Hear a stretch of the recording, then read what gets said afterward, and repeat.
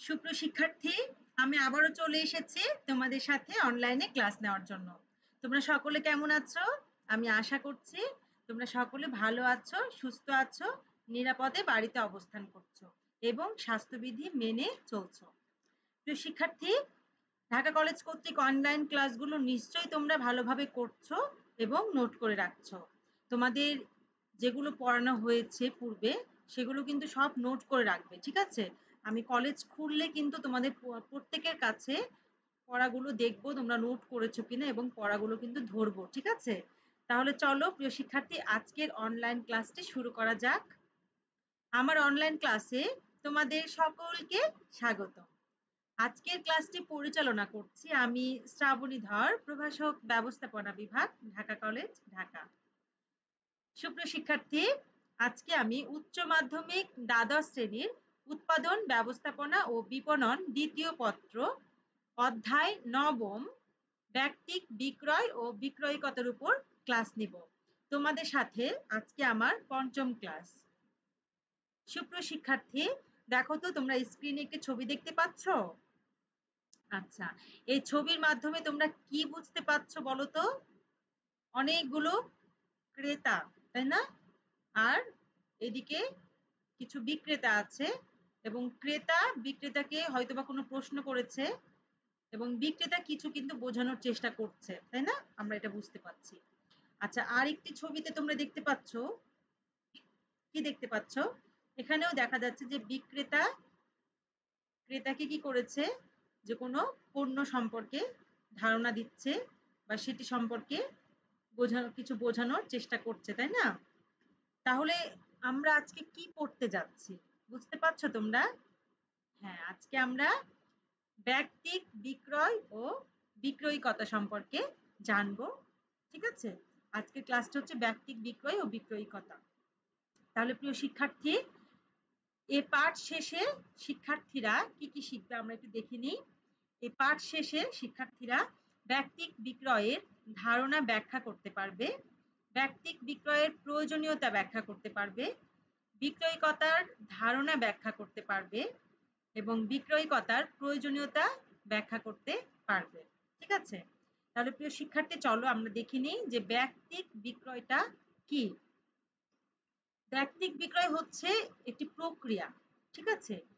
যে প্রক্রিয়ার মাধ্যমে কি করে বিক্রয় কর্মী ক্রেতা সাধারণের সাথে সরাসরি যোগাযোগ করে প্রতিষ্ঠানের পণ্য ও সেবা সম্পর্কিত তথ্য উপস্থাপন করে তাদেরকে উক্ত পণ্য ও সেবা ক্রয়ে প্ররোচিত বা উৎসাহিত করে। তাহলে প্রিয় শিক্ষার্থী, ব্যক্তিক বিক্রয়ের মাধ্যমে আমরা কি বুঝতে পারছি, যে ব্যক্তিক বিক্রয়টা কি? আসলে আমরা বুঝতে পারছি এখানে কয়েকটি বিষয় আছে, তোমরা খেয়াল করো। এটি একটি প্রক্রিয়া, ঠিক আছে? এক নম্বর হচ্ছে এটি একটি প্রক্রিয়া যেখানে কি করে বিক্রয় কর্মী এই কাজটাতে নিয়োজিত। বিক্রয় কর্মী কি করে ক্রেতা সাধারণের কাছে সরাসরি যোগাযোগের মাধ্যমে কি করে প্রতিষ্ঠানের পণ্য এবং সেবা সম্পর্কে তাদেরকে তথ্য উপস্থাপন করে। তথ্য উপস্থাপন করার মাধ্যমে উক্ত পণ্যটি তাদের ক্রয় করার জন্য পরিচিত করে বা উৎসাহিত করে, ঠিক আছে? তাহলে এই ব্যক্তিক বিক্রয়ের মাধ্যমে আমরা কি বুঝতে পারছি, যে এর মাধ্যমে বিক্রয় কর্মী প্রতিষ্ঠানের পণ্য তথ্য উপস্থাপন করে এবং সেই পণ্যটি ক্রয়ের জন্য তাকে উৎসাহিত করে থাকে, ঠিক আছে? এটিই হচ্ছে, এই প্রক্রিয়াটির নামই হচ্ছে কি ব্যক্তিক বিক্রয়। নিশ্চয়ই বুঝতে পেরেছ? আচ্ছা, এরপরে দেখো ব্যক্তিক বিক্রয় সম্পর্কে Philip Kotler and Gary Armstrong কি বলেছেন। Philip Kotler and Gary Armstrong বলেছেন যে বিক্রয় কার্য সম্পাদন ও ক্রেতা সম্পর্ক গড়ে তোলার উদ্দেশ্যে প্রতিষ্ঠানের বিক্রয় কর্মী কর্তৃক যে কোনো ধরনের ব্যক্তিক উপস্থাপনাকেই বলা হচ্ছে কি ব্যক্তিক বিক্রয়, ঠিক আছে? তিনি বলছেন যে বিক্রয় কার্য সম্পাদন ও ক্রেতা সম্পর্ক গড়ে তোলার উদ্দেশ্যে, অর্থাৎ এখানে একটা উদ্দেশ্য আছে। কি উদ্দেশ্য সেটি কি? যে বিক্রয় কার্য সম্পাদন করতে হবে, বিক্রয়ের যে কার্য সেই বিক্রয় কার্য সম্পাদন, এবং শুধুমাত্র বিক্রয় কার্য সম্পাদনই না, ক্রেতা সম্পর্ক গড়ে তুলতে হবে। এবং ক্রেতা সম্পর্ক গড়ে তোলার উদ্দেশ্যে, দুইটি উদ্দেশ্যে যখন প্রতিষ্ঠানের বিক্রয় কর্মী কর্তৃক যে কোনো ধরনের ব্যক্তিক উপস্থাপনা, সেই যে কোনো ধরনের ব্যক্তিক উপস্থাপনাকেই বলা হচ্ছে কি ব্যক্তিক বিক্রয়। বুঝতে পেরেছ? আচ্ছা, তাহলে চলো আমরা ব্যক্তিক বিক্রয় সম্পর্কে যে আলোচনা করলাম বা দেখলাম, এই আলোচনাতে বিক্রয়তে আমরা কি বুঝতে পারছি? আসলে ব্যক্তিক বিক্রয়ের বৈশিষ্ট্যগুলো কি আমরা একটু দেখে নিই। ঠিক আছে? দেখো, ব্যক্তিক বিক্রয় হচ্ছে পণ্য ও সেবার মৌখিক উপস্থাপনা। ঠিক আছে? এটি হচ্ছে পণ্য সেবার মৌখিকভাবে সরাসরিভাবে এখানে পণ্য সেবা সম্পর্কে তথ্য উপস্থাপনা করা হয়। এজন্য বলা হচ্ছে কি এটি মৌখিক উপস্থাপনা। আচ্ছা, এটি কিন্তু দ্বিমুখী যোগাযোগ পদ্ধতি। কারণ কি? এখানে দেখা যাচ্ছে আমরা যে অ্যাডভার্টাইজমেন্ট গুলো দেখি টিভিতে, রেডিও, টিভিতে যে অ্যাডভার্টাইজমেন্ট দেখি বা পত্রিকাতে দেখি সেটা কি দ্বিমুখী যোগাযোগ হয়? অর্থাৎ বিপণনের তো সেগুলো হাতিয়ার, তাই না? তো এই যে বিজ্ঞাপন সেগুলো কি দ্বিমুখী যোগাযোগ হয়? অর্থাৎ টিভিতে যখন আমরা কোনো অ্যাড দেখি, অ্যাডভার্টাইজমেন্ট দেখি, ধরো হরলিক্স খেয়ে অনেক শক্তিশালী হয়ে যাচ্ছে, ঠিক আছে? এবং তার ব্রেন অনেক শার্প হয়ে যাচ্ছে। তখন কি আমি সেখানে কাউকে প্রশ্ন করতে পারি যে, "ভাই এই হরলিক্স খেয়ে উনি এত তাড়াতাড়ি কিভাবে বৃদ্ধি পেল? আমার ছেলেকে তো ৫ বছর ধরে খাওয়াচ্ছি। ছেলে তো বৃদ্ধি পাচ্ছে না।" এভাবে কি প্রশ্ন করতে পারি? অর্থাৎ করতে পারি না। তাহলে কি এটা দ্বিমুখী যোগাযোগ পদ্ধতি না। কিন্তু এই ব্যক্তিক বিক্রয় কিন্তু দ্বিমুখী যোগাযোগ পদ্ধতি। কারণ কি? এখানে বিক্রয় কর্মী ক্রেতাদেরকে তথ্য উপস্থাপন করে, ক্রেতারাও কোনো প্রশ্ন থাকলে বিক্রয় কর্মীকে করতে পারে। ঠিক আছে? এজন্য এটাকে বলা হচ্ছে কি? দ্বিমুখী যোগাযোগ পদ্ধতি। আচ্ছা, এরপরে দেখো এর মাধ্যমে ক্রেতা সাধারণের নিকট পণ্য ক্রয়ের আহ্বান জানানো হয়। এখানে তো বিক্রেতা তো পণ্য সম্পর্কে তথ্য প্রদান করবে। করার পরে সে কি করবে? করার পরে বলবে যে এই পণ্যটি খুব ভালো, বিভিন্ন উপায়ে সে কি করবে? সে ক্রেতাকে বলবে যে আপনি পণ্যটি ক্রয় করেন। ঠিক আছে? এজন্য বলা হচ্ছে যে এর মাধ্যমে ক্রেতা সাধারণের নিকট পণ্য ক্রয়ের আহ্বান জানানো হয়। আচ্ছা, এরপরে বলা হচ্ছে যে এই ব্যক্তিক বিক্রয়ের মাধ্যমে কি করা হয়? ব্যক্তিক বিক্রয়ের মাধ্যমে ক্রেতা সাধারণের সাথে সুসম্পর্ক সৃষ্টি ও বজায় রাখা যায়। অর্থাৎ শুধুমাত্র পণ্য ক্রয়ের আহ্বানই না, পণ্য ক্রয় করার পরেও তাদের সাথে একটি সুসম্পর্ক সৃষ্টি করা হয় এবং সেই সুসম্পর্কটা বজায় রাখা হয় ব্যক্তিক বিক্রয়ের মাধ্যমে। তাহলে আমরা বুঝতে পারছি নিশ্চয় যে ব্যক্তিক বিক্রয়টা কি? তো শিক্ষার্থী, এই ব্যক্তিক বিক্রয়টা আমরা বুঝলাম, তাই না? তাহলে আমাদেরটা এখন জানতে হবে যে আসলে এই ব্যক্তিক বিক্রয়ের প্রয়োজনীয়তা আছে কিনা। ব্যক্তিক বিক্রয়ের প্রয়োজনীয়তা কতটুকু বা গুরুত্ব কতটুকু? তাহলে চলো আমরা এই ব্যক্তিক বিক্রয়ের প্রয়োজনীয়তা বা গুরুত্বটা দেখে নিই। দেখো, প্রথমেই যেটি বলা হচ্ছে সেটি কি? চাহিদা সৃষ্টি। ঠিক আছে? ব্যক্তিক বিক্রয়ের মাধ্যমে কি করে? বিক্রয় কর্মী কি করে? সরাসরি ক্রেতার সাথে যোগাযোগ করে এবং সরাসরি ক্রেতার সাথে মৌখিক উপস্থাপনার মাধ্যমে তথ্য বা পণ্য সম্পর্কে মৌখিক উপস্থাপনা করে। সেই পণ্য বা সেবা সম্পর্কে সে তো পণ্য বা সেবা সম্পর্কে যখন সে মৌখিক উপস্থাপনা করে তখন কিন্তু ক্রেতাকে সে অনেকটাই কি করে? ক্রেতার মধ্যে চাহিদার সৃষ্টি হয়। ক্রেতা তো ওই পণ্য সম্পর্কে দেখা যাচ্ছে অত ভালোভাবে জানতো না। যখন সে বিক্রয় কর্মীর কাছ থেকে অনেক ভালোভাবে পণ্যটি সম্পর্কে তথ্য পেল, পণ্য বা সেবা সম্পর্কে যখন সে তথ্য পেল, তখন কিন্তু তার মনের মধ্যে একটা চাহিদার সৃষ্টি হবে যে সেই পণ্যটি আমি যেন ক্রয় করি। দেখা যাচ্ছে যে অনেক সময় হয় কি? যে তোমরা যখন কোনো সুপার শপে যাও বা যেকোনো দোকানে যাও, দেখা যাচ্ছে তুমি ওই পণ্যটি কিনতে চাওইনি। ঠিক আছে? তুমি একটা আ স্নো কিনতে গেছো, ময়েশ্চারাইজার ক্রিম কিনতে গেছো। ঠিক আছে? বা ভ্যানিশিং ক্রিম কিনতে গেছো একটি দোকানে। তখন দেখা যাচ্ছে যে সেই বিক্রয় কর্মী বলল যে, আ আ "ভাইয়া আপনি এটি কিনতে যাচ্ছেন, এটির বদলে আপনি এটি কিনেন। এটির ফলে কিন্তু আপনার মুখের চারপাশ অনেক সফট হবে, সুন্দর হবে।" ঠিক আছে? এমন ভালোভাবে তোমাকে কথা বলল যে তোমার যে পণ্যটি তুমি কিনতে গেছো সেই পণ্যটি না কিনে তুমি ওই পণ্যটি কিনে নিয়ে চলে আসলে। এটা কিন্তু অনেক সময় হয়ে থাকে। তো এই যে এর মাধ্যমে কিন্তু ব্যক্তিক বিক্রয়ের মাধ্যমে কি হয়? এই চাহিদাটা সৃষ্টি হয়। সেই পণ্যটা কেনার জন্য, সে পণ্যটা ব্যবহার করার জন্য যখন চাহিদার সৃষ্টি হয় কখন? যখন ক্রেতা বিক্রয় কর্মীর কাছ থেকে সেই পণ্য সম্পর্কে অনেক তথ্য পেয়ে থাকে এবং সেই তথ্য পেয়ে সে যখন আকৃষ্ট হয়ে যায় তখনই কিন্তু চাহিদার সৃষ্টি হয়। ঠিক আছে? আচ্ছা, এরপরে দেখো বিক্রয় ও মুনাফা বৃদ্ধি। এই ব্যক্তিক বিক্রয়ের ফলে একটি প্রতিষ্ঠানের বিক্রয় বৃদ্ধি পায় এবং বিক্রয় বৃদ্ধি যখনই পাবে তখনই কিন্তু সেই প্রতিষ্ঠানের মুনাফা বৃদ্ধি পাবে। কিভাবে বিক্রয় এবং মুনাফা বৃদ্ধি পাচ্ছে? তো এই ব্যক্তিক বিক্রয়ের ফলে বিক্রয় কর্মী সহজেই আকৃষ্ট করতে পারে ক্রেতাকে।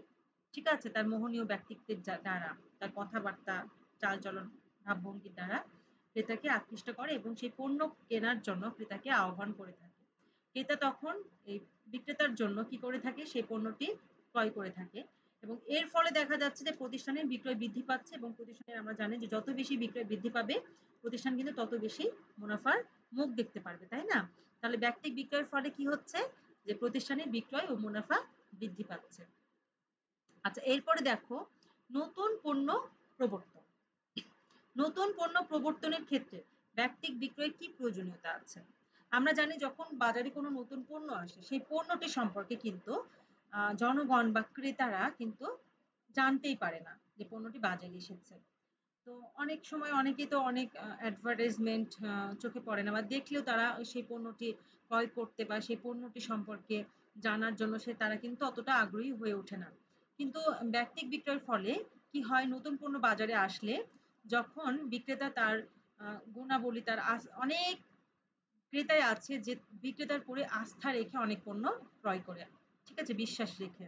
তো এর ফলে দেখা যাচ্ছে যে প্রতিষ্ঠান যখন কোনো নতুন পণ্য বাজারে ছাড়ে তখন বিক্রেতা কিন্তু সহজেই সেই পণ্যটা সম্পর্কে ক্রেতাকে অবগত করায়, পণ্যটার তথ্য উপস্থাপন করে এবং সেই পণ্যটা কেনার জন্য ক্রেতাকে আহ্বান জানায়। এর ফলে কি হয়, এর ফলে নতুন পণ্য প্রবর্তন হয় এই ব্যক্তিক বিক্রয়ের কারণে। বুঝতে পেরেছ? আচ্ছা, এরপরে দেখো প্রত্যক্ষ সম্পর্ক সৃষ্টি। ব্যক্তিক বিক্রয়ের ফলে যখন ক্রেতা বিক্রেতার কাছ থেকে তথ্যগুলো পেয়ে বিক্রেতাকে যখন আস্থা বা বিশ্বাস করতে যায় তখন কিন্তু তাদের মধ্যে একটা প্রত্যক্ষ সম্পর্ক সৃষ্টি হয় এবং এই সম্পর্ক সৃষ্টিটা কিন্তু উক্ত পণ্য বিক্রয়ের ক্ষেত্রে পরবর্তীতেও অনেক গুরুত্বপূর্ণ ভূমিকা পালন করে। এজন্য দেখা যাচ্ছে ব্যক্তিক বিক্রয় প্রত্যক্ষ সম্পর্ক সৃষ্টিতেও অনস্বীকার্য ভূমিকা পালন করে থাকে। আচ্ছা, এরপরে দেখো তথ্য সরবরাহ। ব্যক্তিক বিক্রয়ের মাধ্যমে তথ্য সরবরাহ করা হয়। কি সম্পর্কে তথ্য সরবরাহ করা হয়? ব্যক্তিক বিক্রয়ের মাধ্যমে প্রতিষ্ঠানের পণ্য বা সেবা সম্পর্কে তথ্য উপস্থাপন করা হয় সরাসরি, ঠিক আছে, ক্রেতার কাছে। যার ফলে ক্রেতা কি করে, সহজেই সেই পণ্যের তথ্য তারা সংগ্রহ করতে পারে, জানতে পারে, অবগত হতে পারে এবং সেই পণ্যটি ক্রয় করতে পারে। তো এই তথ্য সরবরাহের গুরুত্বপূর্ণ কাজটি কিন্তু বিক্রেতা করে থাকে ব্যক্তিক বিক্রয়ের মাধ্যমে, ঠিক আছে? আচ্ছা, এরপরে দেখো বাজার সম্প্রসারণ। ব্যক্তিক বিক্রয় কিভাবে বাজার সম্প্রসারণ করে? ব্যক্তিক বিক্রয়ের মাধ্যমে তো আহ, ক্রেতা কি করে, বিক্রেতার উপর আস্থা রেখে তার কথাবার্তা শুনে তার তথ্য গুলো শুনে বা তথ্য সেই পণ্য সম্পর্কে অবগত হয়ে তারা কি করে, সেই পণ্যটি ক্রয় করে। এভাবে ব্যক্তিক বিক্রয়ের মাধ্যমে কিন্তু পণ্যের চাহিদার সৃষ্টি হয়, সেই পণ্য বাজারে অনেক বেশি বিক্রি হয়, মুনাফা অর্জন হয়, যার ফলে সেই পণ্যটি বাজারে আরো বেশি চাহিদার সৃষ্টি হয় এবং এর ফলে বাজারটি সম্প্রসারণ হয়, নতুন নতুন ক্রেতার সৃষ্টি হয় সেই পণ্য সম্পর্কে, ঠিক আছে? তো এই জন্য দেখা যাচ্ছে ব্যক্তিক বিক্রয় বাজার সম্প্রসারণের ক্ষেত্রেও কিন্তু খুব গুরুত্বপূর্ণ ভূমিকা রাখে, ঠিক আছে? আচ্ছা, এরপরে দেখো বৃহদায়তন উৎপাদন। বৃহদায়তন উৎপাদন ব্যক্তিক বিক্রয়ের ফলেই হয়ে থাকে। কিভাবে হয়ে থাকে? কারণ ব্যক্তিক বিক্রয়ের ফলে বিক্রেতা কি করে, পণ্য ক্রয়ের জন্য ক্রেতাকে আহ্বান করে থাকে, ক্রেতাকে আগ্রহী করে তোলে এবং ক্রেতাকে উৎসাহ দিয়ে থাকে সেই পণ্যটি ক্রয়ের জন্য। এর ফলে দেখা যাচ্ছে যে সেই পণ্যটি, সেই প্রতিষ্ঠানের পণ্যটির প্রতি ক্রেতা আকৃষ্ট হয়, চাহিদা সৃষ্টি হয় এবং সেই পণ্যটি ক্রেতা ক্রয় করে। এভাবে যখন অনেক ক্রেতা যখন সৃষ্টি হয়ে থাকে, হ্যাঁ, তখন কি হবে, বাজার সম্প্রসারণ ঘটে এবং বাজার সম্প্রসারণ যখন ঘটে তখন সেই পণ্যটির অনেক চাহিদা বৃদ্ধি পায়, ঠিক আছে, এবং যার ফলে দেখা যাচ্ছে প্রতিষ্ঠান সেই পণ্যটি আরো বেশি বেশি উৎপাদন করতে আগ্রহী হয়ে তোলে। দেখা যাচ্ছে আগে যখন সে ১০০ ইউনিট প্রোডাক্ট প্রডিউস করেছে পরবর্তীতে সে দেখা যাচ্ছে ২০০ ইউনিট প্রোডাক্ট প্রডিউস করে, যার ফলে কি হলো, যে বৃহদায়তন উৎপাদন হলো। এবং আমরা জানি যে বৃহদায়তন উৎপাদন কিন্তু একটি প্রতিষ্ঠানের জন্য খুব বেশি গুরুত্বপূর্ণ। কেন? অনেক বেশি গুরুত্বপূর্ণ কেন বলতো? কারণ বৃহদায়তন উৎপাদনের ফলে কিন্তু প্রতিষ্ঠানের খরচ ইউনিট প্রতি কস্ট কম কম হয় এবং মুনাফা বৃদ্ধি পায়, ঠিক আছে? এর ফলে দেখা যাচ্ছে বিক্রয় বৃদ্ধি পায়, মুনাফা বৃদ্ধি পায়, ঠিক আছে? তো এই জন্য দেখা যাচ্ছে বৃহদায়তন উৎপাদন একটি প্রতিষ্ঠানের জন্য অনেক বেশি লাভজনক। আচ্ছা, এরপরে দেখো কর্মসংস্থানের সুযোগ সৃষ্টি। এই ব্যক্তিক বিক্রয় যারা করে তাদের ব্যক্তিক বিক্রয় যারা করছে তাদেরকে কি বলা হচ্ছে, বিক্রেতা। তো এই ব্যক্তিক বিক্রয় যত ভালোভাবে কার্য সম্পাদন হতে থাকবে সেই প্রতিষ্ঠানের পণ্য কিন্তু চাহিদা তত বৃদ্ধি পাবে এবং প্রতিষ্ঠানের পণ্য যখন চাহিদা বৃদ্ধি পাচ্ছে তখন কি হবে? তখন আরো বেশি বিক্রেতার নিয়োগ দেওয়া হবে না? এবং উৎপাদনে কিন্তু অনেক বেশি করা হবে। যার ফলে একদিকে যেমন আমার বিক্রেতা বেশি, বেশি নিয়োগ দিচ্ছি, আরেকদিকে বৃহদায়তন উৎপাদনের জন্য শ্রমিক কর্মচারী বা জনবলও আমরা কিন্তু অনেক বেশি নিয়োগ দিচ্ছি। ঠিক আছে? এর ফলে কি হচ্ছে? যে উভয় দিকেই কিন্তু কর্মসংস্থানের সুযোগ সৃষ্টি হচ্ছে এবং দেশের অর্থনৈতিকও কিন্তু উন্নয়ন ঘটছে।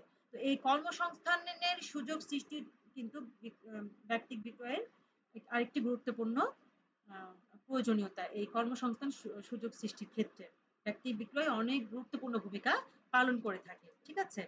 আচ্ছা, এরপরে দেখো জীবনযাত্রার মান উন্নয়ন। ব্যক্তিক বিক্রয় কিভাবে জীবনযাত্রার মান উন্নয়ন করছে বলো তো? ব্যক্তিক বিক্রয়ের ফলে তো নতুন, নতুন পণ্য বাজারে প্রবর্তন হচ্ছে। আমরা দেখলাম কিভাবে নতুন, নতুন পণ্য বাজারে প্রবর্তন হচ্ছে, তাই না? তো নতুন, নতুন পণ্য যখন বাজারে ছাড়া হচ্ছে এবং সে সকল পণ্য যখন ক্রেতা কিনছে, যার ফলে কি হচ্ছে? ক্রেতার জীবনযাত্রার মানটা উন্নয়ন হচ্ছে। যেমন নতুন পণ্য যেমন ধরো এই যে ওয়াশিং মেশিন।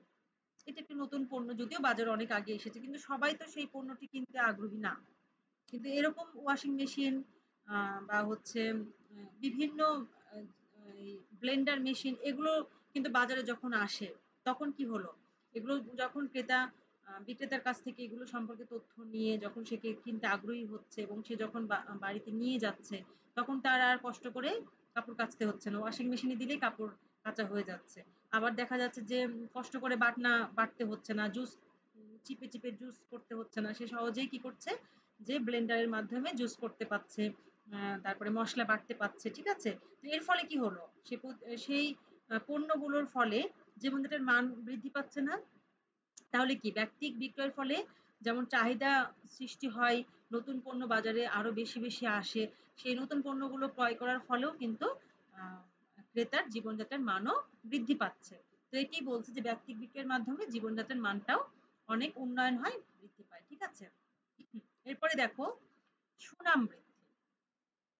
প্রতিষ্ঠানের সুনাম বৃদ্ধি কখন পাবে? যখন সেই প্রতিষ্ঠান অনেক ভালো বিক্রেতা রাখবে এবং সেই বিক্রেতা যখন আস্থা অর্জন করবে, সেই প্রতিষ্ঠান কিন্তু তখন অনেক বেশি পণ্য বাজারে ছাড়তে পারবে এবং অনেক বেশি পণ্য পণ্যের চাহিদা সৃষ্টি হবে বাজারে এবং এর ফলে সেই প্রতিষ্ঠানের সুনামও বৃদ্ধি পাবে। অর্থাৎ ব্যক্তিক বিক্রয়ের ফলে প্রতিষ্ঠানের সুনাম বৃদ্ধি পেয়ে থাকে এবং বিক্রেতা যদি খারাপ ব্যবহার করে তাহলে কি সেই প্রতিষ্ঠানের সুনাম বৃদ্ধি পাবে কখনো?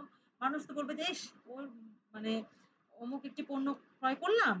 ওই বিক্রেতাটা এত খারাপ, কথা এত খারাপভাবে বলে, ওই প্রতিষ্ঠানের পণ্য আমি আর ক্রয় করব না। ওই দোকানে আর যাব না।" তাহলে কি হবে?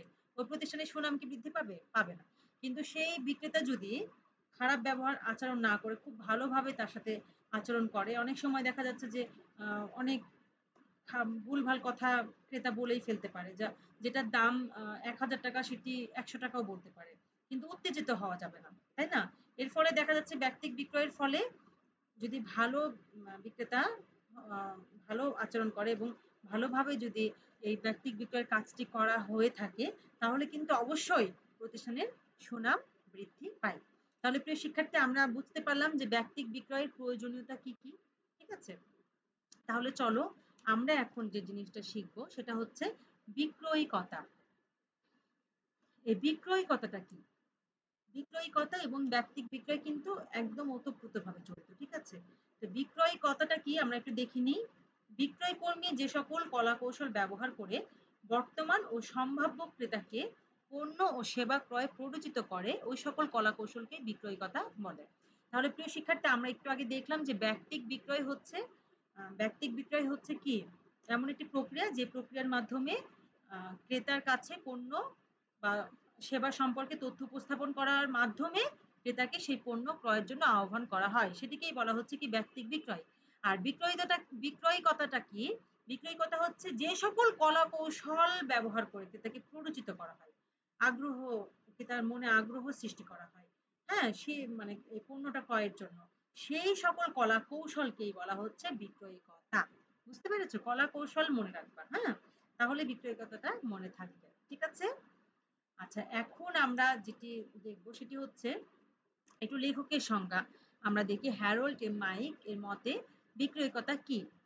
হ্যারোল্ড হেম মাইক এর মতে বিক্রয়কতা হলো এক ধরনের কৌশল যার সাহায্যে একজন বিক্রয়কর্মী একজন ব্যক্তির নিকট তার পণ্য ও সেবা বিক্রয় করতে পারে।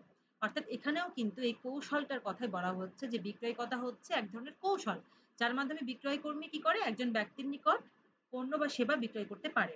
অর্থাৎ আমরা যখন কোনো দোকানে যাই সেখানে বিক্রয় কর্মী দেখবা যে অনেক কৌশল অবলম্বন করে কিন্তু সেই পণ্যটা তোমাকে কেনানোর জন্য।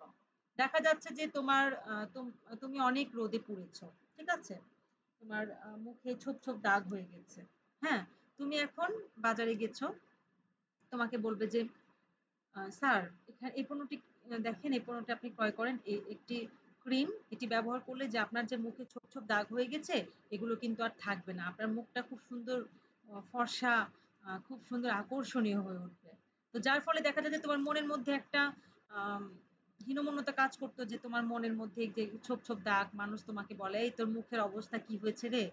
হ্যাঁ, অনেকেই দেখা যাচ্ছে যে তোমার এই মুখের কথা বলে। তো সেই যখন বিক্রয় করবে তখন তোমার ওই জায়গাতে আঘাত করবে, মানে ওই জায়গাতে তোমার যখন আঘাত করবে যে এটি করলে আপনার এটি থাকবে না, তখন কিন্তু তুমি সহজে আকৃষ্ট হয়ে যাবা সেই ক্রিমটি কেনার জন্য। তো এই যে কলা কৌশল বিক্রয়কর্মীরা জানে যে কিভাবে কাকে আকৃষ্ট করা যাবে। হ্যাঁ, ফর্সা যে একদম যার মুখে কোনো দাগ নেই তাকে আবার অন্য অন্য কথা বলবে যে আপনার মুখটা তো মানে অনেক ফ্যাকাশে হয়ে যাচ্ছে, আপনি এটি ব্যবহার করলে আপনার মুখটা অনেক সফট হয়ে থাকবে, আপনার স্কিনটা অনেক ভালো কিন্তু এটি আরো ভালো হবে, ঠিক আছে? অর্থাৎ এক একজনকে এক এক রকম ভাবে কিন্তু একটি পণ্য ক্রয়ের জন্যই দেখা যাচ্ছে এক একজনকে এক এক ভাবে তারা প্ররোচিত করে, আগ্রহী করে তোলে। তো এই যে কৌশল কাকে কিভাবে কোন কথা বললে সেই প্রোডাক্টটি ক্রয় করবে, ঠিক আছে, এই কৌশলটাকেই বলা হচ্ছে বিক্রয়িকতা। বুঝতে পেরেছো? তাহলে বিক্রয়িকতা সম্পর্কে আমরা কি কি দেখলাম সেই জিনিসগুলো আমরা একটু দেখে নিই। দেখো, বিক্রয়িকতা হলো পণ্য ও সেবা বিক্রয়ের কৌশল। আমরা বৈশিষ্ট্যগুলো এখন দেখবো যে বিক্রয়িকতার কি কি বৈশিষ্ট্য আমরা এতক্ষণ আলোচনায় খুঁজে বের করি, ঠিক আছে? তাহলে দেখো, প্রথমটা হচ্ছে বিক্রয়িকতা হলো পণ্য ও সেবা বিক্রয়ের কৌশল। এরপরে বলা হচ্ছে যে এই কৌশল ব্যবহারের মাধ্যমে সম্ভাব্য ক্রেতাদের পণ্য ক্রয়ে প্ররোচিত করা হয়। তাহলে প্রথমে বলা হচ্ছে একটি কৌশল এবং এই কৌশলের মাধ্যমে সম্ভাব্য ক্রেতাদের কি করা হয়, প্ররোচিত করা হয়। এবং ৩ নম্বর বলা হচ্ছে যে এই কৌশলের মাধ্যমে পণ্য সামগ্রী ক্রেতা ও ভোক্তার সামনে আকর্ষণীয়ভাবে তুলে ধরা হয়। এত সুন্দরভাবে তুলে ধরা হয় যে ক্রেতা কি হয় যে সেটি ক্রয় করার জন্য উৎসাহিত হয়ে যেতে আগ্রহ বোধ করে। এবং এর মাধ্যমে পণ্য সম্পর্কে সম্ভাব্য ক্রেতাদের পণ্য সম্পর্কে গুরুত্বপূর্ণ প্রয়োজনীয় তথ্য ও পরামর্শ দেওয়া হয়, ঠিক আছে? তাহলে এর মাধ্যমে দেখা যাচ্ছে যে গুরুত্বপূর্ণ কিছু তথ্য, যে এই পণ্যটি ধরো তুমি তুমি একটা জুতো কিনতে গেছো, সামনে বর্ষাকাল আসছে, ঠিক আছে? তাহলে তোমাকে এমন ভাবে প্রয়োজনীয় তথ্য দিবে, এটি এটি যদি আপনি পানিতে ভিজান তাহলে এটি কিচ্ছু হবে না, হ্যাঁ, ঠিকঠাক থাকবে, ছিঁড়ে যাবে না, অনেক টেকসই, আপনি এটি পরে কলেজে যাতায়াত করতে পারবেন খুব, এবং যাওয়ার পথে যদি কোনো পানিতে পাও পড়ে তারপরেও আপনার এই জুতোটার কিচ্ছু হবে না। তো এইভাবে তারা কিন্তু সেই পণ্য সম্পর্কে অনেক গুরুত্বপূর্ণ প্রয়োজনীয় তথ্য দিয়ে থাকে এই বিক্রয়িকতা। তো এটি তাহলে বিক্রয়িকতা কি? বিক্রয়িকতা অ্যাকচুয়ালি একটি কৌশল, যে কৌশলের মাধ্যমে বিক্রয়কর্মী কোনো ব্যক্তির কাছে বা ক্রেতার কাছে সেই পণ্যটি বিক্রয় করতে পারে, ঠিক আছে? তাহলে চলো আমরা এখন যেটি শিখবো সেটি হচ্ছে বিক্রয়িকতার প্রয়োজনীয়তা কি। তো বিক্রয়িকতার প্রয়োজনীয়তা আসলে আমরা যে ব্যক্তিক বিক্রয়ের যে প্রয়োজনীয়তাগুলো দেখলাম অনেকটা একই। সেখানেও তো ক্রেতাকে প্ররোচিত করা হয়, পণ্য ক্রয়ের জন্য আকর্ষণ করা হয়। আর এখানে কি বলা হচ্ছে, এখানেও প্ররোচিত করা হয় কৌশলগুলো ব্যবহার করে, কৌশলটাকেই বলা হচ্ছে বিক্রয়িকতা। তো এই কৌশল ব্যবহারের প্রয়োজনীয়তা কি, ঠিক? অর্থাৎ বিক্রয়িকতার প্রয়োজনীয়তা কি? প্রথমে বলা হচ্ছে ক্রেতার আস্থা অর্জন। বিক্রয়কর্মী এই কৌশল অবলম্বন করে, এই কৌশলগুলো ব্যবহার করে, ঠিক আছে, কি করে, ক্রেতার আস্থা অর্জন করে। অর্থাৎ বিক্রয়িকতা ক্রেতার আস্থা অর্জন করতে সক্ষম হয় এই বিক্রয়িকতার এই কৌশলগুলো অবলম্বন করে, বা এই বিক্রয়িকতার ফলে ক্রেতার আস্থা অর্জন করা খুব সহজতর হয়ে থাকে, যে প্রতিষ্ঠান সহজেই ক্রেতার আস্থা অর্জন করে থাকে পণ্যটি, এবং চাহিদার সৃষ্টি হয় বিক্রয়িকতার ফলে। যে আগেও যেমন ভাবে বললাম ওই একই জিনিসগুলোই কিন্তু এই বিক্রয়িকতার প্রয়োজনীয়তার ক্ষেত্রেও আসবে। তাই আমি খুব সংক্ষেপে তোমাদেরকে আলোচনা করছি, যেহেতু একবার আমি এগুলো আলোচনা করেছি। ব্যক্তিক বিক্রয়ের ক্ষেত্রে। এখন আমি যেটা বলব সেটা হচ্ছে বিক্রয়কতার ক্ষেত্রে চাহিদা সৃষ্টি হচ্ছে যেহেতু আম বিক্রেতা কি করে? বিক্রেতা বিভিন্ন কলাকৌশল ব্যবহার করে সেই পণ্যটি কেনার জন্য আগ্রহী করে তোলে ক্রেতাকে।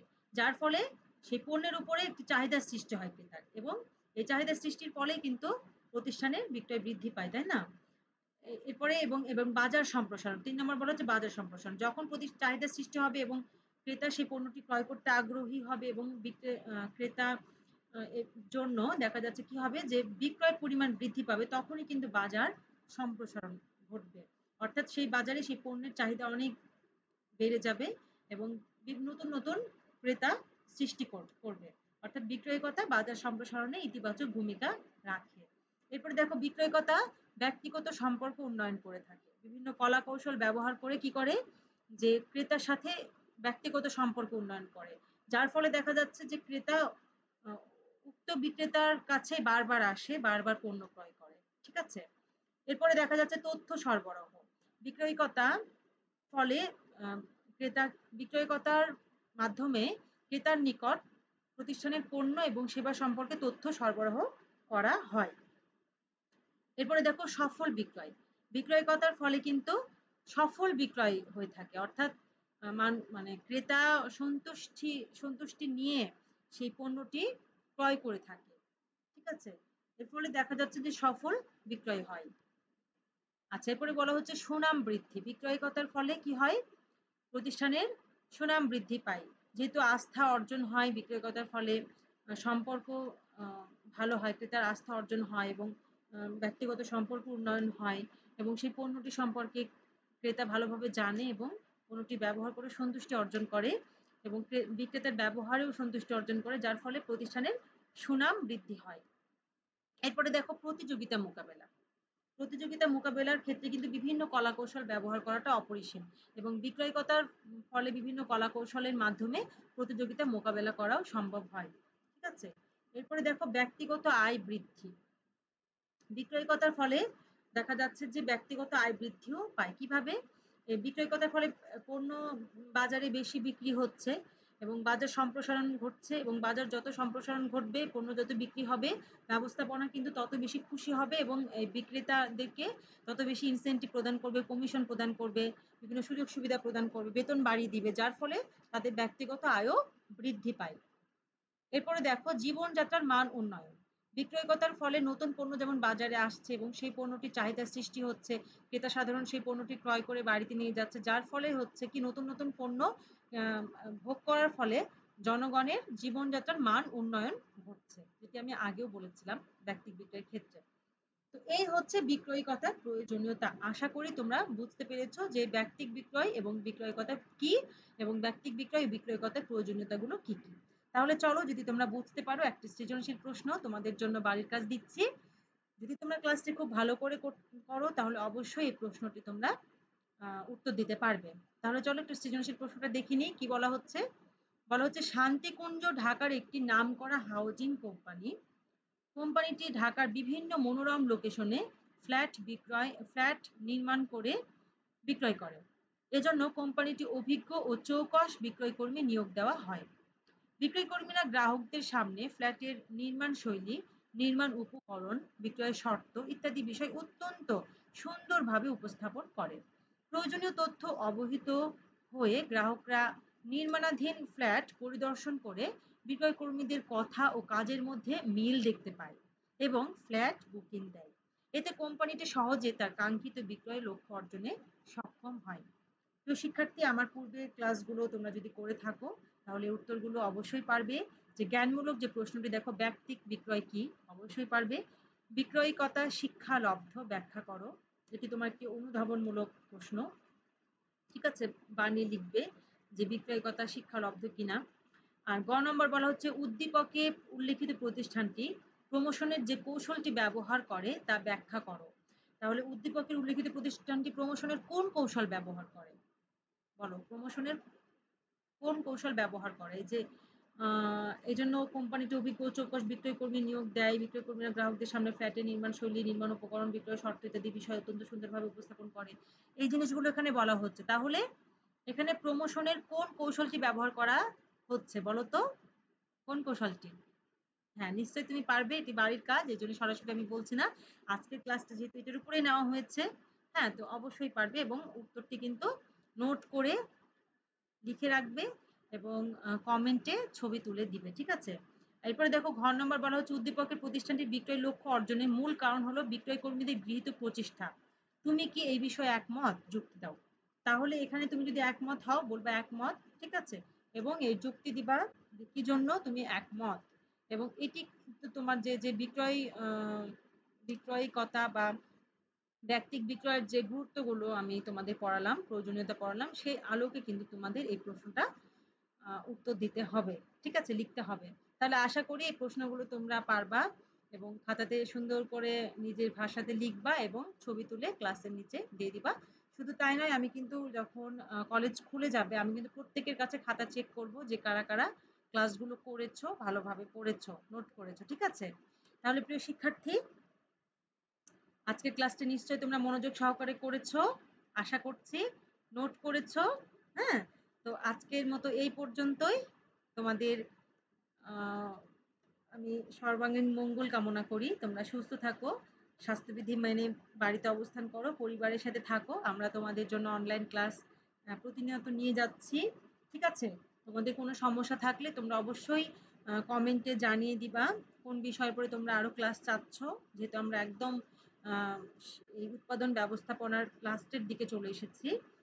তো আর ২-১ টা ক্লাস নিলেই এই কোর্সটি কমপ্লিট হয়ে যাবে। তাই যদি কোনো টপিক সম্পর্কে তোমাদের বুঝতে অসুবিধা হয়, তোমরা অবশ্যই কমেন্টে জানাবা। সেই টপিকসে দরকার হয় আমি আবারও ক্লাস নিব। ঠিক আছে? তাহলে আজকের মতো এখানেই। আমার ক্লাস করার জন্য, মনোযোগ সহকারে করার জন্য তোমাদের অসংখ্য ধন্যবাদ। ভালো থাকো, সুস্থ থাকো। দোয়া করি, আমার জন্য দোয়া করো আমি যেন সুস্থ থাকি, তোমাদের ক্লাস নিতে পারি। ঠিক আছে? তো সকলকে ধন্যবাদ। ভালো থেকো।